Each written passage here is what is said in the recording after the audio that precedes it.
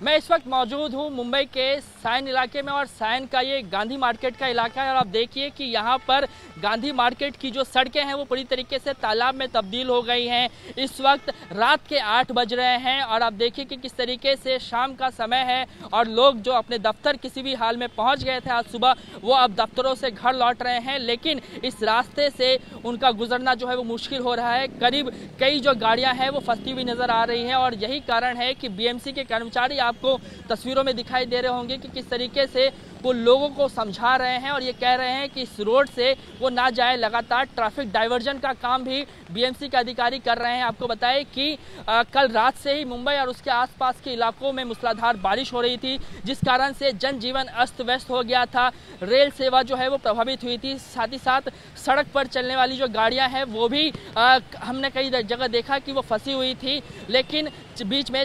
करीबन 1 से 2 घंटे की राहत भरी सांस मुंबईकरों ने ली थी। उसके बाद आप देखिए कि एक बार फिर मूसलाधार बारिश शुरू हो गई है, जिसके बाद जो मुंबईकर हैं उनके लिए मुसीबत और बढ़ता हुआ नज़र आ रहा है। आप देखिए कि किस तरीके से यहाँ पर जो अलग अलग मैन होल हैं वो इस वक्त लोगों को दिखाई नहीं दे रहे हैं। इसके लिए जो बीएमसी के कर्मचारी हैं वो खुद मैदान पर उतरकर उन मैन होल्स की जो है वो आइडेंटिफिकेशन कर रहे हैं, उसके आसपास खड़े रह रहे हैं और लोगों को समझा रहे हैं, बुझा रहे हैं कि वो इस रास्ते का प्रयोग ना करें। आपको बता दें कि जिस तरीके से मूसलाधार बारिश हो रही थी, उसके बाद मुंबई में जो तमाम स्कूल हैं, कॉलेजेस हैं, उनको बंद करने का आदेश दिया गया था। कई ऑफिसेस को बंद करने का आदेश दिया गया था और मुख्यमंत्री एकनाथ शिंदे खुद बीएमसी दफ्तर पहुंचकर उन्होंने अधिकारियों से बातचीत की थी और ये कहा था कि मुंबईकरों को किसी भी तरीके की दिक्कत ना हो, इस बात को सुनिश्चित किया जाए। तमाम जो है राहत और बचाव कार्य के लिए जो प्रशासन है वो अलर्ट मोड पर रहे और जिस तरीके से बारिश हो रही है मुंबई और उसके आसपास के इलाकों में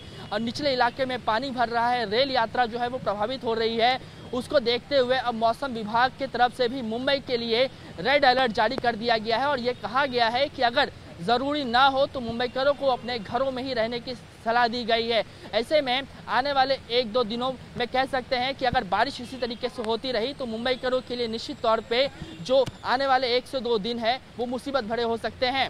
कैमरामैन योगेंद्र गुप्ता के साथ कृष्णा ठाकुर, एबीपी न्यूज़, मुंबई।